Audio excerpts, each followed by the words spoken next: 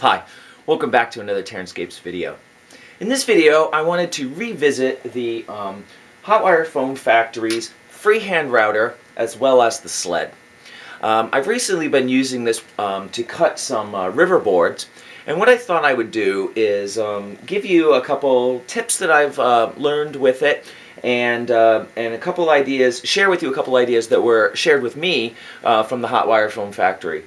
If you haven't seen my previous video on the freehand router and the sled, you should go back and take a look at it as I introduce some of its features as well as the power source that's required for it, and so I'm not going to be going over that again in this video. But what I wanted to mention is that the Hotwire Foam Factory had sent me several blades that accompany this, and I believe you get a set of blades when you purchase this, and I'm not sure exactly how many come in it, 3 or 4 at least, I think. One of the suggestions they had was to dedicate individual blades to specific cuts if you're going to be doing that kind of a cut regularly. And so what I've done, and hopefully, let's see, I think that's going to show, there we go, you get a sense of that, is I've sort of shaped blades to the kinds of cuts that I'm interested in making, and then that's a dedicated blade I don't have to reshape again in the future. This is for cutting, wide rivers in the boards. This one I've shaped to cut the Martian rivers, which have a deeper, shorter width, but more vertical depth. I guess, if I'm being redundant, forgive me. And then I have a sort of generic blade that I've shaped just for carving raw cuts out of foam, which is the blade I used quite extensively on the mountain for the weathertop piece.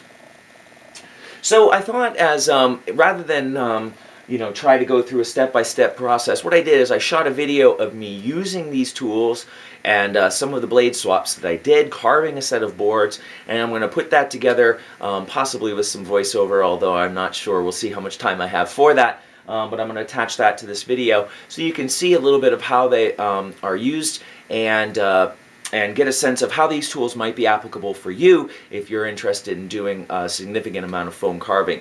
I will say that having used this now for quite a while, I can't speak highly enough about the tools, the versatility that it offers, the shapeable blades, the functionality that the sled provides. It's a really nice combination. So if you haven't visited the Hotwire Foam Factory, you might want to go and take a look at them and see what kinds of hotwire tools they have to offer. So far they've been holding up very well to use, and the customer service I've gotten from them has been excellent. So it's a company that I'm gonna keep pumping as long as I keep getting good experiences from their products.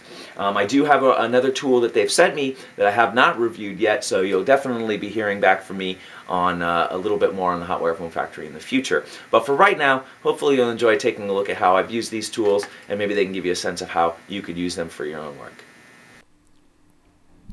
So here you can see that I've got the pre-shaped blade that I mentioned, and I've attached it to the sled at a predetermined depth. And I've actually, which you'll see later, used a template to help guide that setup process a little more quickly. You also notice at the back of the board that there's a second board. I used that to guide the back of the sled off of the first board so that it doesn't just drop off onto the table and cause a mistake in the cut. You'll also see that as I get to the end of the board, when I pull it out of the foam, before I begin the next cut, I wipe the blade. This is to remove melted plastic from the blade, which, because it's so hot and liquefied, can drip onto the new cut area, causing a distortion in the cut edge. So basically, I'm just pulling the the Hotwire, the freehand router, through the foam at a pace that allows it to not distort the blade, so that it maintains a vertical cut. If you pull it too quickly, the blade will bend and you'll get a much shallower cut. Here you can see that I've attached a piece of foam to the bottom of the sled, and you'll notice me guiding it there to the template that I've made. The foam is required to raise up the sled slightly, as the depth on the sled isn't sufficient for me to have the blade the shape that it is and raise the freehand router high enough to get the proper depth of cut in the foam. So what I've done is just, artificially raised it up with a piece of foam, and then there again you see I need a second piece of foam to guide the sled off of the first piece so that I can maintain an even depth of cut all the way through the piece.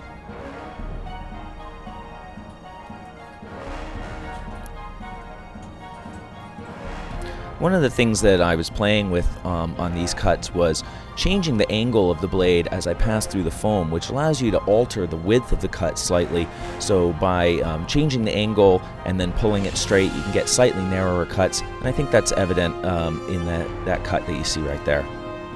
Again, wiping the blade, make sure you get that liquid plastic off. And here you can see using one of my preset templates, which I use to help guide not only the setup of the blade itself in terms of its depth, make sure that the blade angle is proper, and also to mark boards so that I can more quickly set up the boards for cut. And lastly, I just wanted to include an alternative way of using the blade. So here I've adjusted the depth slightly. It's a pretty quick process to change the depth and to change the blades.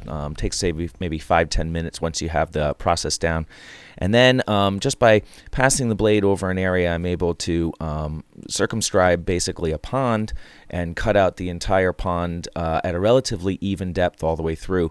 All of these cuts will need a little sanding and finishing at the end, but you can see the finished product there.